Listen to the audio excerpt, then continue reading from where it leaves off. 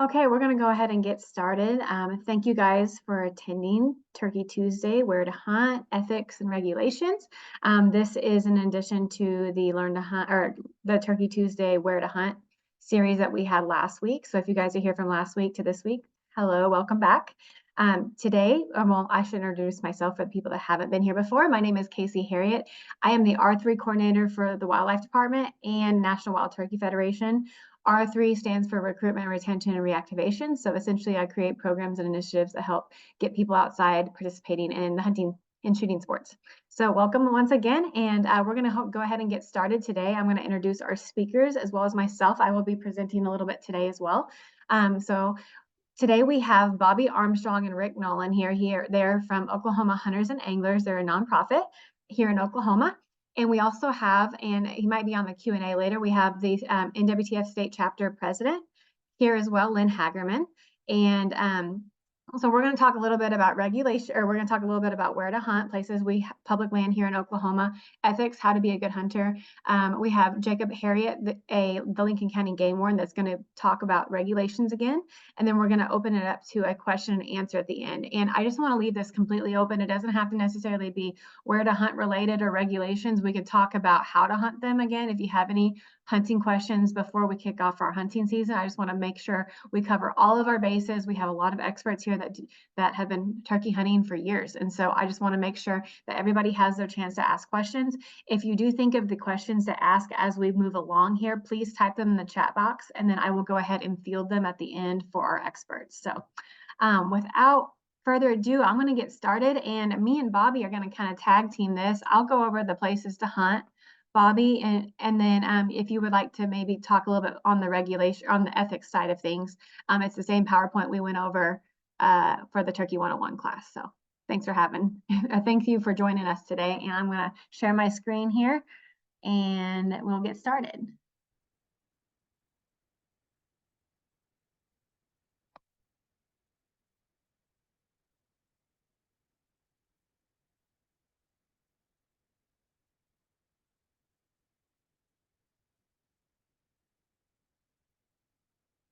Okay, so we're going to talk today a little bit about Oklahoma public land options. An overview of what we're going to chat about are there's ODWC lands, which are WMAs, and OLAP, which are Oklahoma Land Access Program lands, Army Corps Engineer lands, U.S. Fish and Wildlife and Recreation areas, and city and state parks.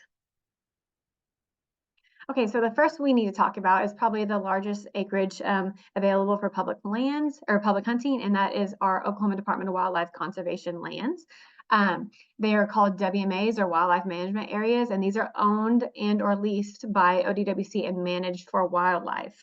And after I get done talking about each of these, I'm going to go show you where to find these on the website. But to view these maps, once again, I'll show you, but you go to the wildlifedepartment.com, where to hunt, scroll down. It's very obvious path to get to these maps. You can view each of these WMAs with warden and biologist contact information. Many have PDFs. There's some certain special regulations that apply here. So I always recommend you guys call the biologist or the warden before you go out and hunt these, just to be on the same page. You don't want any mishaps. So another piece of properties we have are ODWC OLAP lands, which are private lands leased for public hunting and shooting. You follow the same path to get to these interactive maps.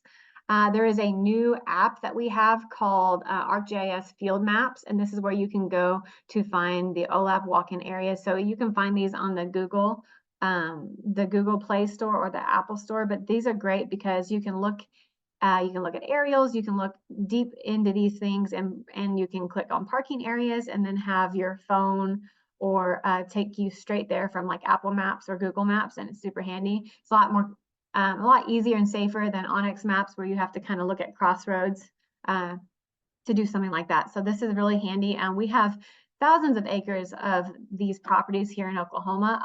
Most every one of them are open to shotgun, which could have a turkey on them. So we have a lot of properties in the Northwest that I do know there's a healthy population of turkeys up there. So, and then we also have a special draw limited access, OLAP limited access that you can check out on our events page where you went to sign up for this class. You can go to OLAP special access and you can find their walk-in draw hunts, daily draw hunts.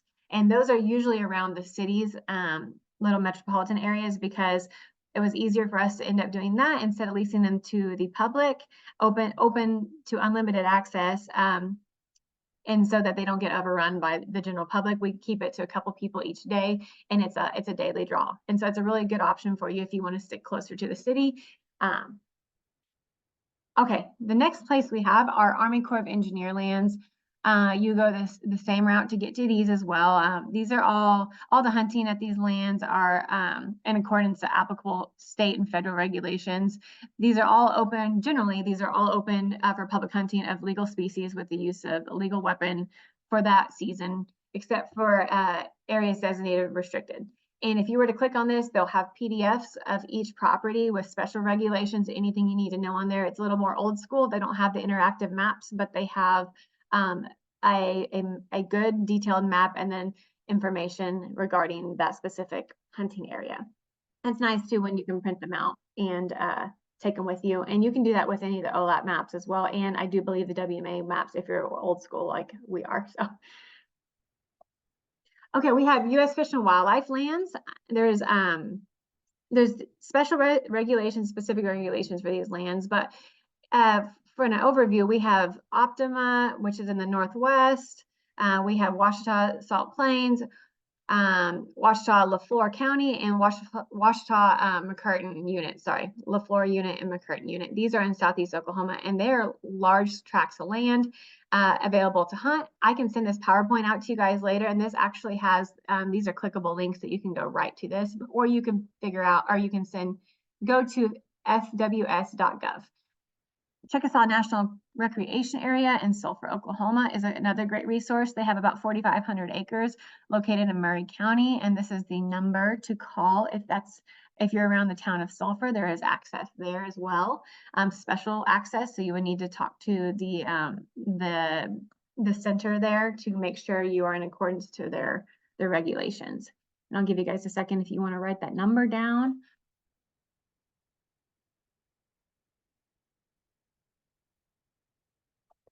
Okay, and this is not an overview of every city hunting area in Oklahoma. This is just to give you an idea of what is around. Arcadia Lake Deer Harvest Management. So this is specifically for deer. However, it's just let you guys know because I wanted to overview all of the hunting areas, not just for turkey. But they do have units available where you can lease them from like a Thursday through a Sunday. And it's a $75 fee per hunter. And it basically gives you a small little lease for a set number of days, which is really handy. And it's bow hunting only. For information on that, here's that number. So another area is Lake Thunderbird in Norman, same as statewide deer archery regulations. We also have Wes Watkins in McLeod that has duck and deer leases available.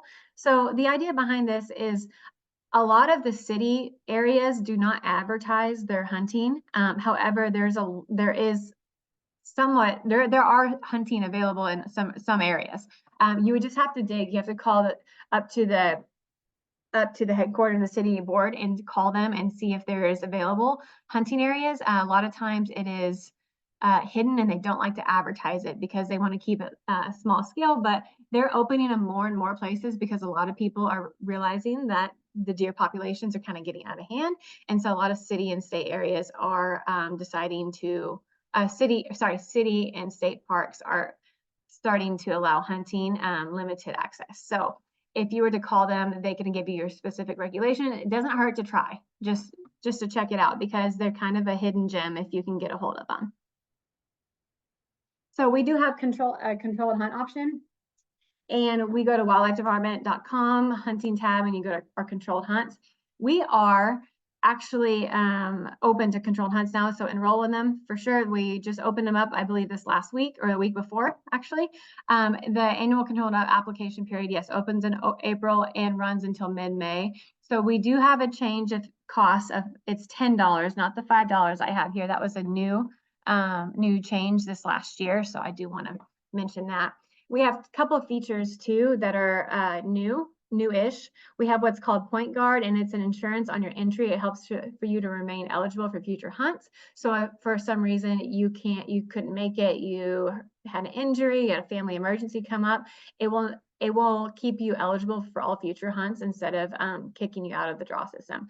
And then we also have preference points only. You can apply for preference points if you know you won't be able to hunt that season, but you want to keep adding your preference points to keep upping your chances of getting drawn in the future. For example, last year I was pregnant and I knew that I wasn't going to be, huge pregnant walking around McCurtain County or anything like that. And so I decided to just apply for my preference points only, just so make sure that I still have those stacking up for me. Another thing, this is new this last year, and I don't have it mentioned on here, but I do want to mention it. You can buy, so we have once in a lifetime elk and antelope hunts or pronghorn hunts. And you can buy an additional preference point for those for $10. So in addition to the one that you get each year, you can buy an additional preference point for $10. You can't buy any more than one, but that is a new feature as well. And we just did a really awesome class on controlled hunts where we talked to our licensing supervisor, and he walked us through the entire controlled hunt enrollment process. Very, very knowledgeable. We had a lot of good questions, and I don't think we left any stone unturned there. And if you were interested in watching that recording, you go to our Outdoor Oklahoma YouTube channel and you go under playlists, and you will find that right there. And I suggest you watch it. There's questions on group hunts, how special regulations and special requirements on certain hunts. It's a really great video to watch, and there's some myths that were busted on there too, like some of the ideas of enrolling the first day ups your chances, or you're the last day ups your chances, or in group hunts ups your chances of getting drawn. We discuss all that as well, so I highly recommend watching that video.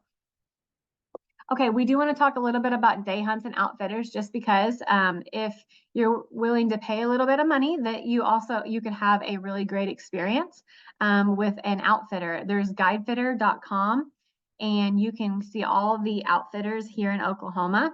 One I like to recommend just because they are extremely affordable. I know this teacher, he's actually the speaker that's going to be talking later, or the guide, I should say, but he is a teacher, and he will teach you, you will learn so much about hunting when you go on this hunts, but it's called Folk Outdoors, and he is one of the most affordable hunts out there because he caters to the new hunter. And so Bobby, if you want to chat a little bit about that before we go talking into ethics, you're more than welcome to cover anything I haven't covered on your outdoor guide service, and then we can go into ethics. Well, not so much on my outdoor guide service, but a couple of things on the like the city hunts he's asking about. There's, as the cities grow in area, they're incorporating habitat, and with that, they're incorporating the wildlife. And hunting is conservation. So one of the best ways to conserve wildlife is to keep them in check by hunting. So I know Casey talked about deer hunting, but there's a lot of cities now that have a high population of turkeys.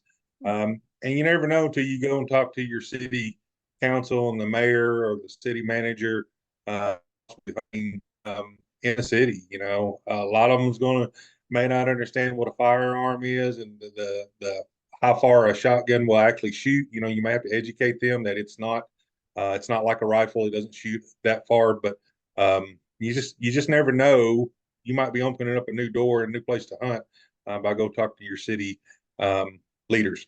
As far as guides, there is a lot of guides here in Oklahoma. Just do your research, do your homework on them. There's some Facebook groups as well that you can join. Oklahoma Hunting and Fishing Guides is one of them too. That there's people that post their hunts or what they have. But some of these are just private landowners that are going to let you have landowner access to their property, which you could be successful in hunting there too. If you are a landowner and you have some property with wildlife on it, that's something you can do. It's called agritourism, or to where you offer hunts on your property. and there's a ton of ways you can do it. But do your homework on the outfitters. Some of them are affordable, some of them are expensive, but you know, some of them will give you a steak dinner, some of them will give you a bologna sandwich type stuff. So just do your homework on that. But that is an option if you want to.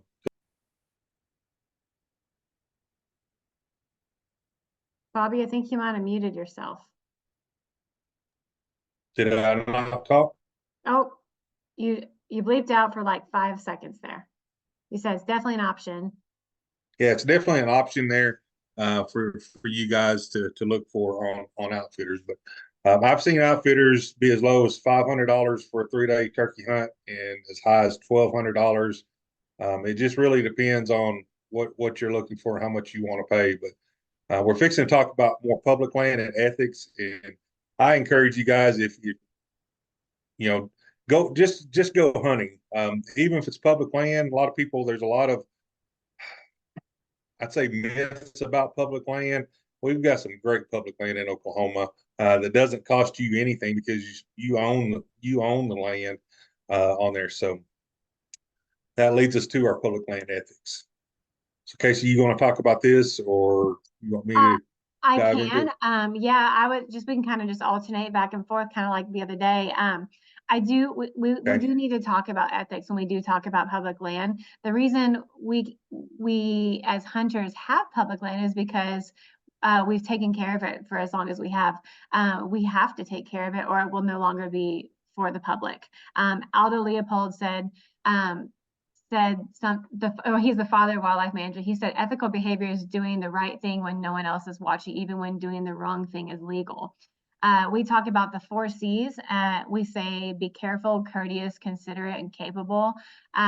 Careful, as in the hunter's attitude is committed to safety. Make sure when you're on public land, you know who's around you. You know your shot, and you know what's going to be in the path of that bullet. And you know where any other, yeah, you know where any other hunters are around you. The courteous hunter also is polite, helpful, and gracious, which is if you were to see a hunter, you would not set up 25 yards away from them. You should have a plan A, B, C, D of where to go when you're hunting. Bobby said the other day, what some of his best hunts have been when plan A, B, and C didn't work, and he had to move to D. Be considerate, be respectful to other hunters, landowners, and the non-hunting public. We already talked about being courteous to other hunters, but the landowners that own these properties, especially OLAP, we want to make sure that we are courteous and are good stewards of their land. And if we see the trash around or shotgun shells or whatnot, even if they're not ours, we pick it up. We want to keep these lands enrolled for us and for our future hunters. And the non-hunting public, being considerate about how we portray ourselves as a hunter. We portray ourselves as conservationists.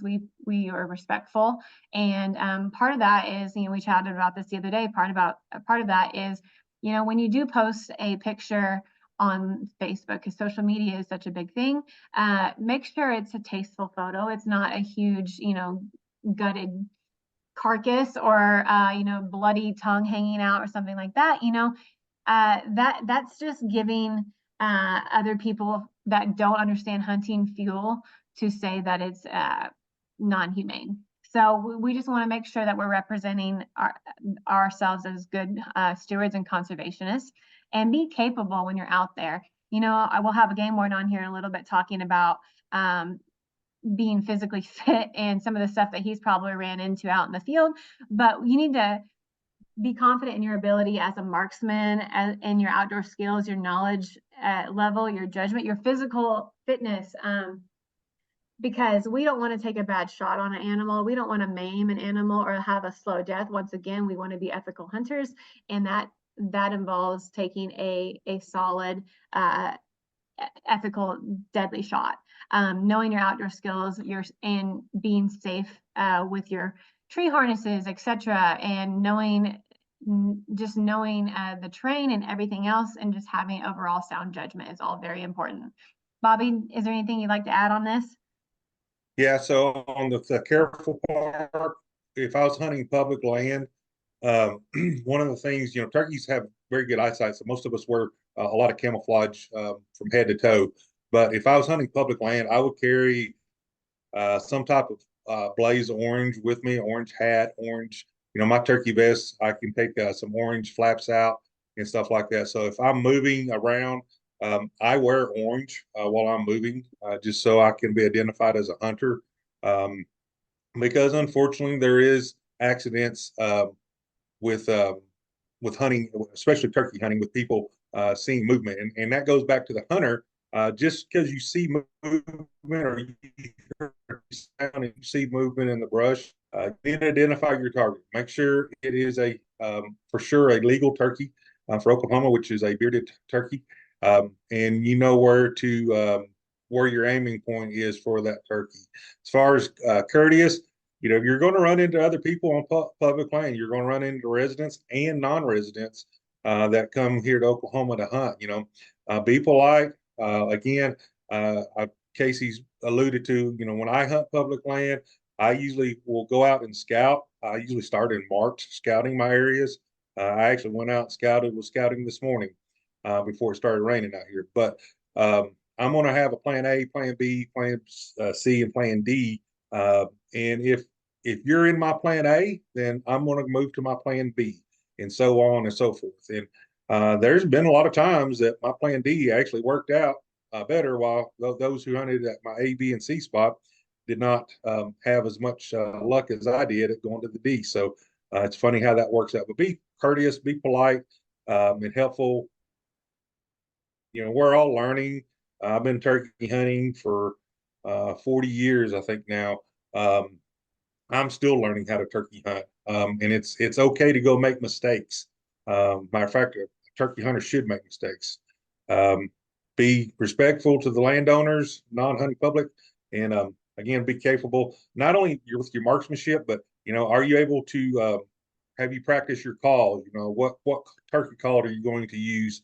Is it you're going to use a pot call, a box call, stuff like that to mimic the hen of a wild turkey? And then again, use sound judgment. Do not shoot at what you think is a turkey. You need to know it's a turkey before you fire your weapon. So You need to know that's it's a the bearded what I add on turkey. that, Casey. Do what? But you need to know it's a bearded turkey. That's right. Okay, Bobby, I'll let you take this one. So fair chase is defined by the Boone and Crockett as ethical and sportsmanlike pursuit of taking free-ranging wild animal in a manner that does not give the hunter an improper or upper advantage to such games. I mean, that's the thing about hunting is it's a chase. If you guys, Mossy Oak just put out a new documentary the other day with talking to Colonel Tom Kelly, and he made a statement that hunting wild turkeys is really not fair because the turkeys can't shoot back, and if they were able to shoot back, I wouldn't be in the woods because they would be way much smarter than what I am on there. So you got to have respect for your wild animal that you're hunting. That animal is potentially going to give up its life uh, for you and your family to have life by eating it. So some things you can do is if you haven't taken a hunter education course, I encourage you to do that. They do have them online. Um, just because you may be age exempt from a hunter ed class in Oklahoma, I still encourage you to take a class. Just learn the basics of there. Don't lose self control. If you're hunting public land and you get there and set up and someone pulls in there, don't lose self control. It's not worth it at the end of it. You have probably a lot more days to hunt, and it's just the what kind of trouble you can get into by losing self control is just not worth it. Again, follow the 4 C's: careful, considerate, capable, and courteous. Know what to do in an emergency. Now, that's one thing that I'm working with actually, I believe the game warden is probably going to be coming on later on. We're working on doing an adult hunter ed class to where we talk about how to handle stuff in emergencies. I'm a paramedic by trade. So, stop the bleed, how to stop bleeds, how to treat hypothermia, stuff like that. If you were involved in an emergency situation, how to handle that. Getting shape before hunting, for those that know me, kind of all you see right now is my head, but I'm not a little bitty guy. So I told Casey, round is a shape. We'll just leave it on that. Try to learn as much as you can about turkey hunting. YouTube is a great place that you can go and learn a lot about it. Take care of your private public lands. I actually went fishing yesterday evening on a city lake, and the boat dock, when I went on it, had some trash on it. So when I left, I made sure I picked up the trash and took with it. You know, shame on the people who left the trash, but it'd be shame on me if I would have just walked by it and not picked it up. So do the same thing there. You know, you can carry a small garbage sack with you, and as you see trash, pick it up on there. Always practice or work with conservation efforts. You know, so what can we do on that? Man, obey the hunting and game laws. The warden will be on here shortly. If you don't understand the game laws, you know, I don't encourage you to ask that on Facebook because I've seen a lot of wrong answers, and it's not just wrong. I don't think people are deliberately giving wrong answer. They just may not understand the law themselves, so they're trying to help, but at the end of the day, the answer is wrong. And when you meet with the warden, it doesn't matter what Facebook says. If you're in the wrong, then you're liable to get a citation for that. So understand the laws. There's times I will call my local warden and ask him questions, and there's been great.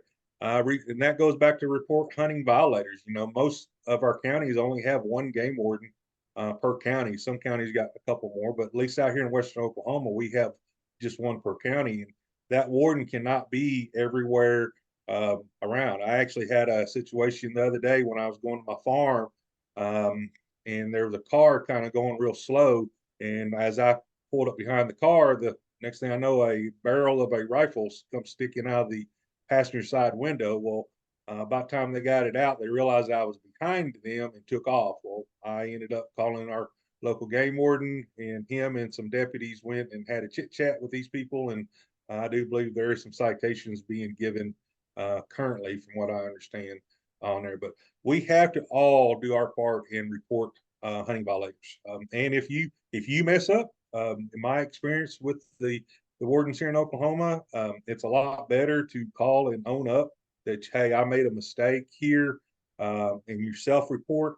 I have not had this dissatisfaction of running into a warden that didn't work with me. I mean, they took the story, what the story was, and then they handled it appropriate, and it's a lot better to self-report.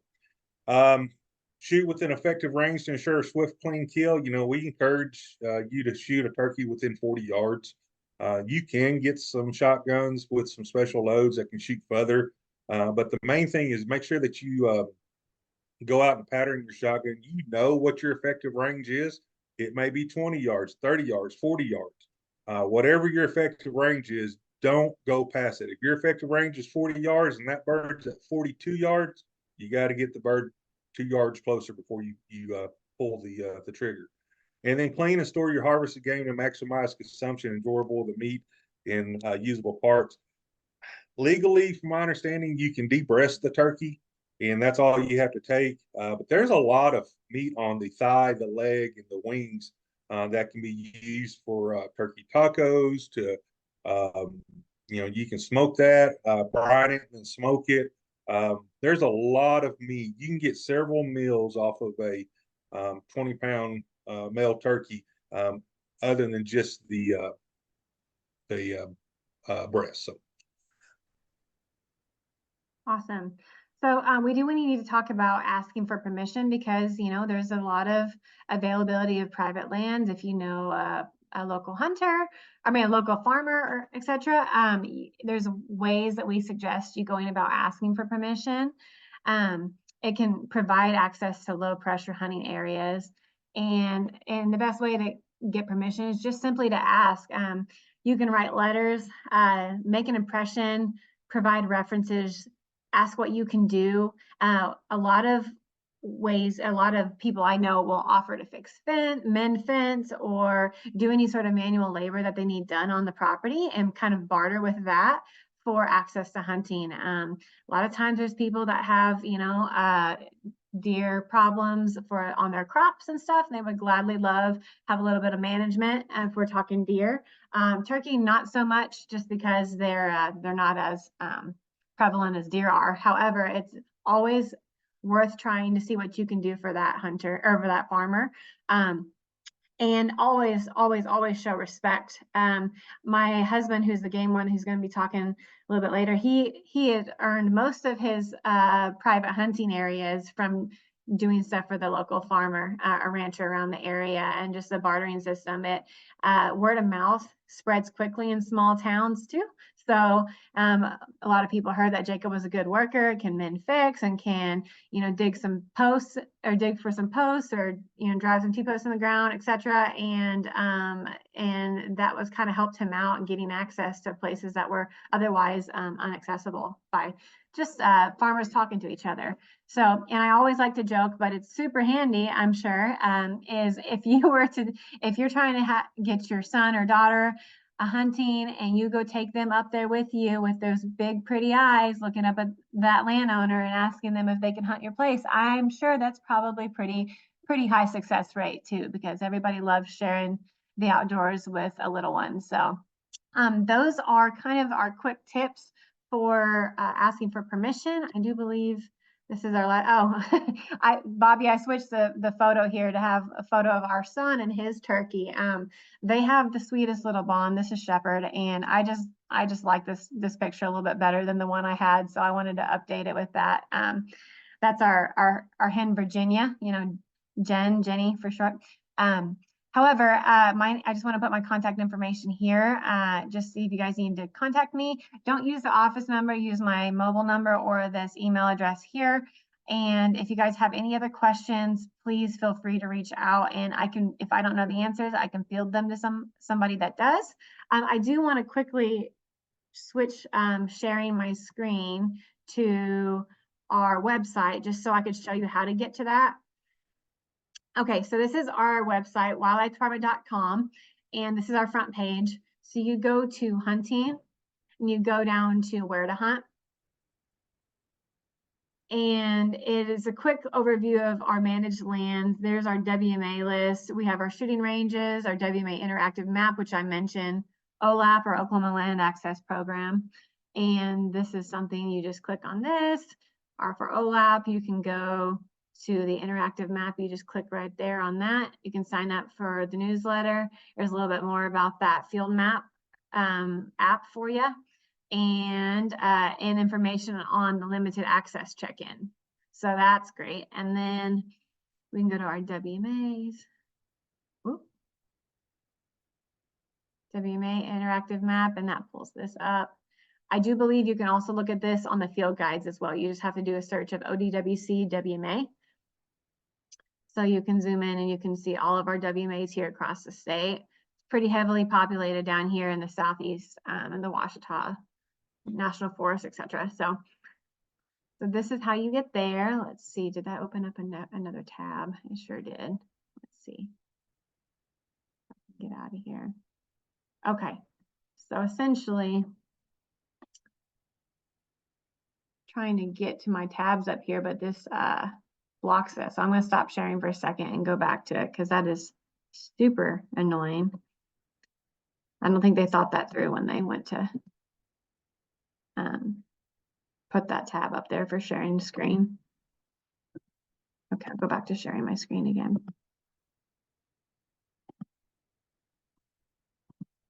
Okay, so back here at the page, I would have just backed out at this point, but this is information elsewhere with all of our where to hunt areas, and then this breaks it down to each of our WMAs.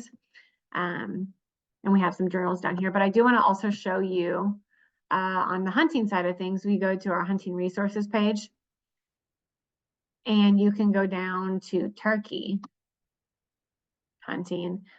And this has our spring turkey and beginner turkey tips. This has a lot of information on it regarding tips and tricks to hunt, even recipes, how to clean and skin your birds.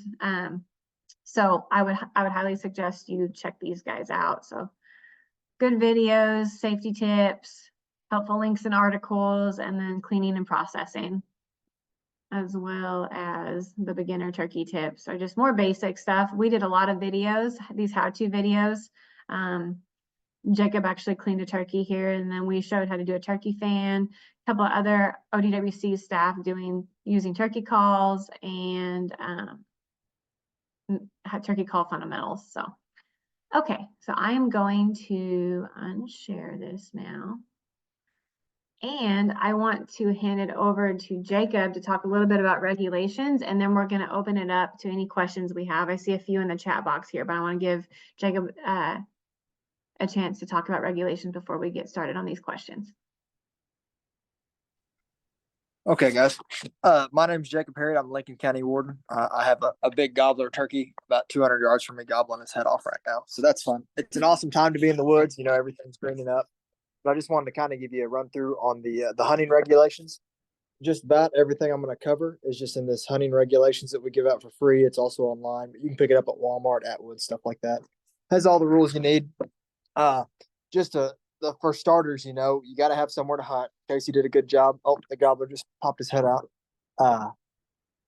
You got to have place. I get distracted. Focus. I try, but you see, you got to have permission to hunt. So make sure that you know, if you're on private land, you get to talking with those landowners and have a good understanding of their property and their boundaries. If you're on public land, just make sure you understand those regulations. You know, us game wardens, our numbers are public. We're basically on call all the time. So if you have a question, I would much rather you call and ask me than you know, have to go out there and break the law and me catch you doing it. So I'm very happy to help, and most game wardens are very happy to help. If you got questions, we want to get you answered up. So know your property. Trespassing is the #1 call I get this time of year.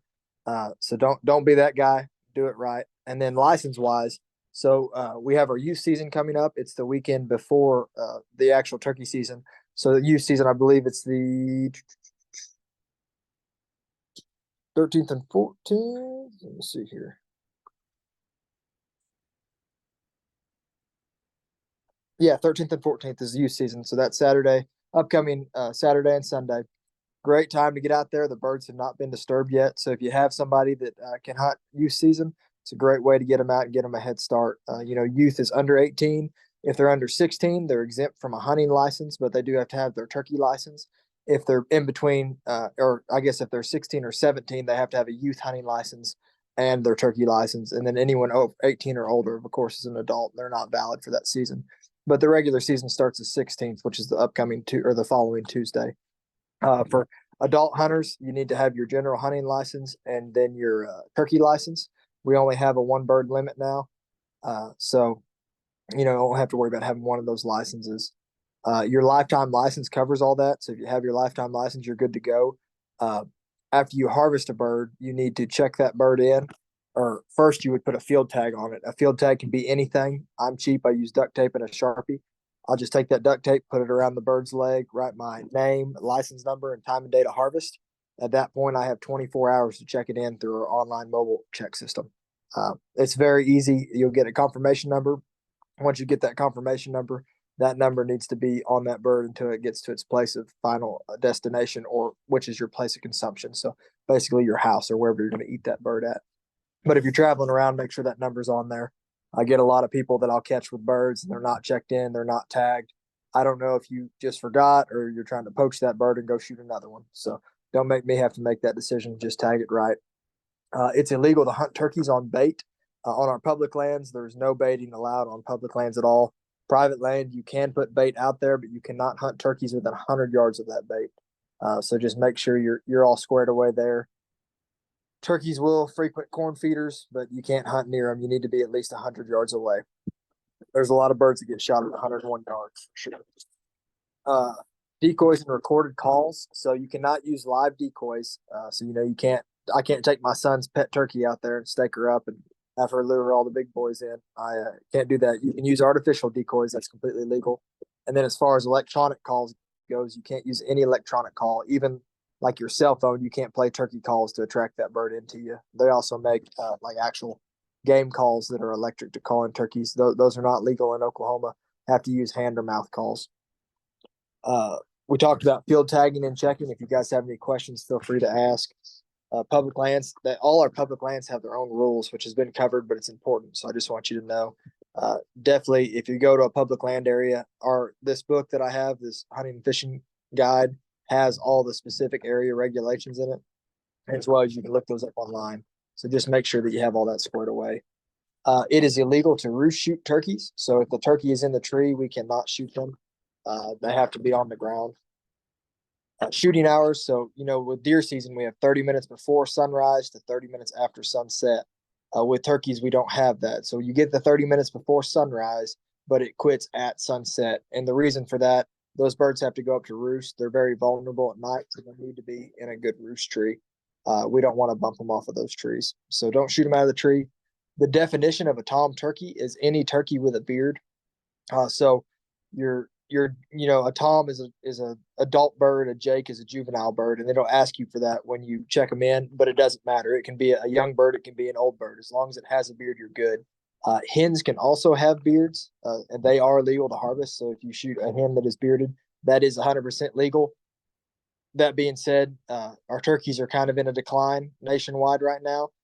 Hens lay the eggs and raise the poults. So I ask you to kind of think about that before you pull the trigger on a bearded hen. They're pretty common. I see quite a few of them anymore. Your hunter orange, you do not have to wear hunter orange by law, but it is a good idea to have some sort of hunter orange with you. If you're carrying decoys in, a lot of these decoys are very lifelike now. It'd be good to have some orange on those decoys. And then after you harvest a bird as well, if you have that bird thrown over your shoulder, might look like a bird to another hunter. So we just want to have that orange on there to make sure we don't have any issues in that regard. We covered licenses. We covered basically all the specifics. Turkey hunting is pretty relaxed as far as the regulations go. It's pretty simple to understand. If you guys are new and you don't understand some of the wordage, feel free to reach out in the chat box, or just, you can always give me a call anytime. All the game wardens numbers are on page 2 of this hunting regulations book. And also, if you just search Oklahoma game wardens, it will pop up. It's a list by county. I encourage all of you to find the county you're hunting in, save that game warden's number in your phone. If something happens when you're out in the field and you need to report that, you can call and text us at any time.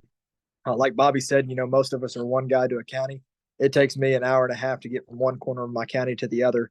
If I'm covering multiple counties, that might be 3 or 4 hours. So I rely heavily on my hunters and landowners to assist in my job in catching violators. So if you guys have any issues like that, or even if you just see something that you don't think is quite right, you might not even know it's illegal, but it seemed not right to you, you can always give us a call and ask. We sure appreciate all the help with that. That being said, be safe out there. Turkeys' heads are red, white, and blue. We want to avoid wearing those colors. Also black. Turkey hunting is a little different than other kinds of hunting because you're trying to imitate that bird. You're trying to sound and look like a turkey. So when you're doing that, just be careful. We don't want to attract another hunter into you. It will happen. As long as you guys are safe, you're not going to have any issues.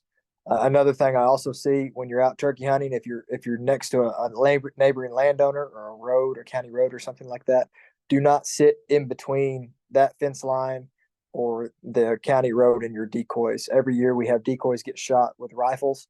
You don't want to be in front of that. Those guys are not very smart and they need to be prosecuted.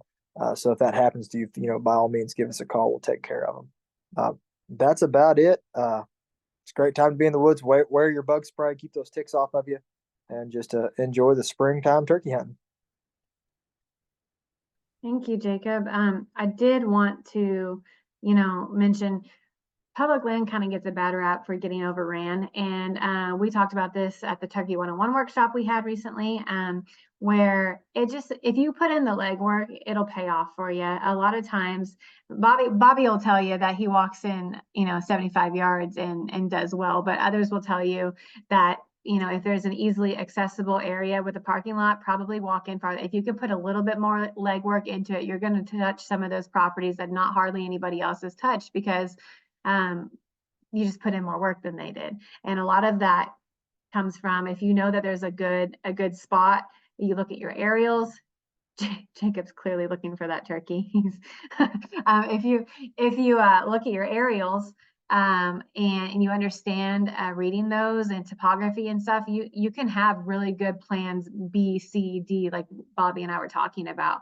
And I highly suggest, going out there and just making a day of it. Turkey hunting is great because, well, it's warmer. You have an all-day hunt. Typically, you just pack a lunch and you go out there and you can pursue those birds all day long. It's not like, deer hunting is morning and evening. Typically, you can hunt a turkey and get yourself a turkey at 1 p.m. if you wanted to. It's just putting in the legwork.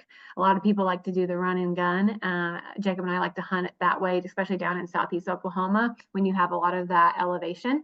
But we stay out all day, and some of the best naps are those 1 p.m. naps in the turkey woods under a tree. It's just nice and warm, and you're tired from waking up early. And I just thoroughly enjoy spring turkey season for that reason. It's a lot more pleasant not all the ticks are out yet, but we just had really mild winters. So I think you should definitely wear your tick spray. A lot of tick-borne illnesses out there. So treat your clothes. But other than that, I think it's just a great time of year to get out and hunt an animal. So we have a couple questions here. Any one of our speakers, Rick, I think we have Chad Parkey, who's another state board member, hopped on here. And Lynn, do you guys have anything to add before we get going on our couple questions that we have here? I've mentioned, Casey, some other public lands, tribal lands, if you're a tribal member, and GRDA up here on this northeastern part of the state has a lot of land that's public hunting. Yes, thank you.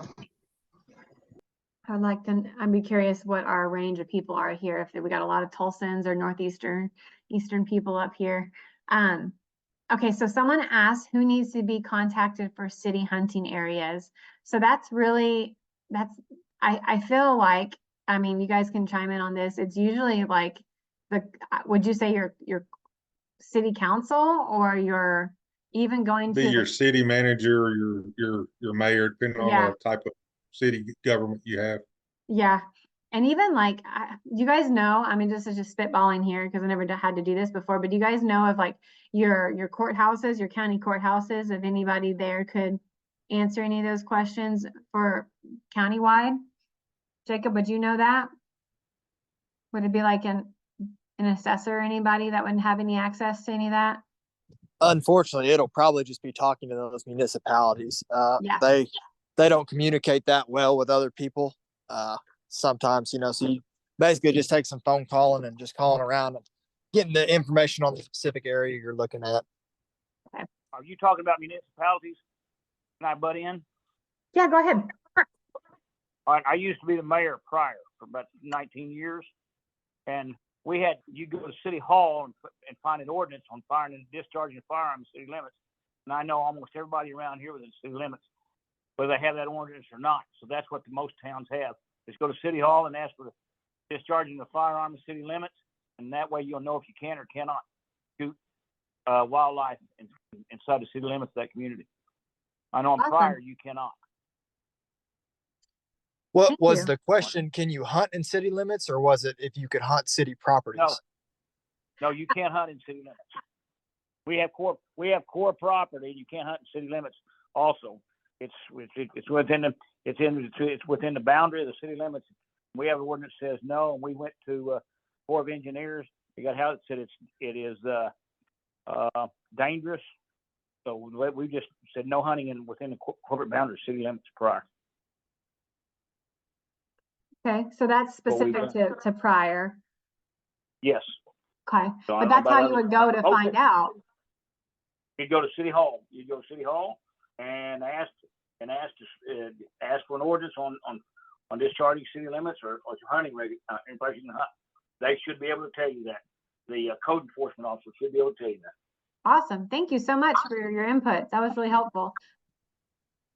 Yeah, okay. And on that topic too, a lot of your cities, that discharging a firearm in city limits is very common across a lot of your cities, but most of those do not exclude archery hunting. So that archery is not included in that. So a lot of my cities around here, you can't shoot a gun in, but you can, hunt with archery equipment. I know prior you can't do it because the crossbow is the power crossbow. We eliminated the crossbow also.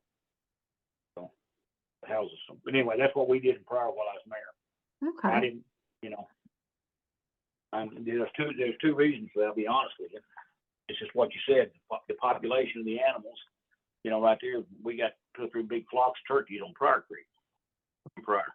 And so we don't want those disturbed right now. We got some white ones and everything else in there. So if we protect those as much as we can, we will. Maybe they'll go somewhere outside, somebody gets to shoot them. Yeah. Yep. All right. And what about you. what about tribal land? And if you're there's a big thing out here about tribal people not having to have a license over here. Does tribal people, if you're a tribal member, do you have to have a license? Not turkey. So a lot of the tribal stuff is tribe dependent. A lot of the tribes now have their own hunting and fishing regulations and own hunting and fishing licenses. I'm a member of the Kaw tribe. We actually have our own tribal lands, and the state law does not apply to those tribal lands, but we do have our own tribal code that we have to abide by. That being said, if a tribal member harvests an animal on tribal land, it needs to stay on tribal land, or they are subject to state law. So if I catch somebody, but transporting a deer or a turkey or something like that on a state highway, I check them. They have to, we usually it's situational dependent, but they're supposed to have legal documentation on where they acquired that animal. Usually the tribal licenses will cover that as long as the tribe's good with it. All right. Well, fantastic. If what I'd like to know, friends ask me, and I don't have a clue, so I'm going to throw that out there. Have a great day. I'll get off comment. I'll go back to you. Thank you.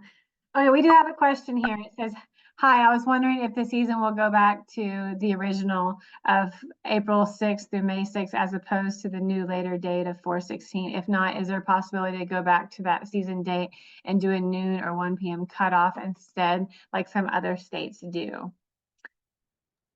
So the reasoning for that change in season dates, as long as I can remember, it's been April 6th. Across the nation, we're having a lot of decline in our turkeys. The numbers just aren't doing as good as they used to be. So the thought process behind that, they've done a lot of research and a lot of studies. By pushing that season date back, you're allowing those toms to breed the hens, and those hens go to nest before the season starts. It might go back eventually if the numbers come up, but right now I'm thinking it's probably going to be like that for the foreseeable future. It doesn't really hurt anything. It just gives those hens a chance to get bred and then go sit on the nest. There's a lot of really good data out there and research that's been done that when you shoot those tom birds, it completely messes up the pecking order, and those hens were not getting bred and getting to go sit on the nest like they should because the hunters were disrupting that order. They're one of the few birds that we hunt during their breeding season, and I can talk quite a bit about the biology behind that. But for the foreseeable future, I don't see it going back to that, even with time restrictions. It's not really the hunting time; it's just the disrupting that breeding behavior. That's why the And season I'm is actually still starting to just see other. Oh, sorry, Bobby. Go ahead. Well, I was going to say I'm actually starting to see other states take Oklahoma's lead on this, and they're pushing their seasons back as well. So kudos to Oklahoma for being the leaders of that as far as conservation, because other states are replicating what we're doing here because it's working. Yeah. It's nice that it's the same length of time. It's just the entire season's just shifted back a little bit to give those alpha toms time to breed the hens before they're shot. So really cool research coming out of Oklahoma on that. Okay, do we have any other hunting questions or anything? I feel like we probably have a little bit of those. We got a lot of experts here that know turkey hunting, so.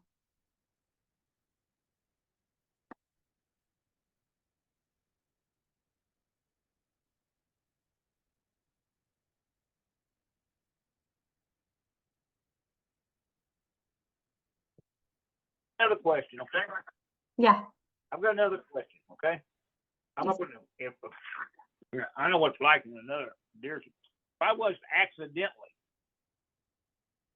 shoot a tom right there with a hen, and I shot the hen, and I'm shooting a full choke, and I accidentally killed the hen, do I leave it on the ground and just don't touch it? That way I don't claim it? Or what do I do?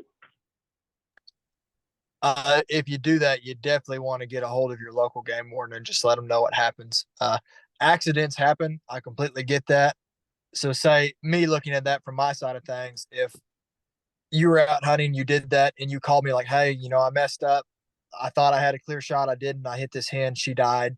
Uh, that is very different than me getting a call or me finding a situation where, hey, somebody harvested a tom and killed a hen in the process.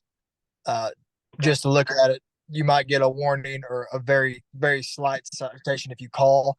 But if I find out about that, you're probably going to get hammered with a big ticket because basically you're trying to cover up that law violation by not reporting it. Okay. I've always heard both ways, so now I know. Yeah, definitely All just right. call. I mean, accidents happen. That's not a big deal. If I've hunted long enough that I've had plenty of them in the field, so I am very understanding and lenient to that kind of stuff. Okay. All right. Thank you. Brian noted that he said he's always had more successful hunts later in the season anyways. And Bobby said me too. So if you guys want to elaborate on that, if you have any hunting stories or anything you want to talk about why later in the season has been more successful. Well, I hear people talk about turkeys going to be gobbled out, uh, and, and all the myths like that. I have land in western Oklahoma, and I had baby poults on my deer cameras the end of September, 1st of October. And when I say poults, I mean like the size of quail poults. So we were watching turkeys breeding up and through July of last year. That's not good for them to breed that long, but my hunting is better in May actually than it is in April. Seems like they're more receptive and work better. This is me. Me again. I'm gonna give you a piece. I've already killed 6 copperheads this year on my place. Yeah. Got to wear them out. snake boots. Got to wear snake Snake. boots and watch where you're sitting down, especially at night.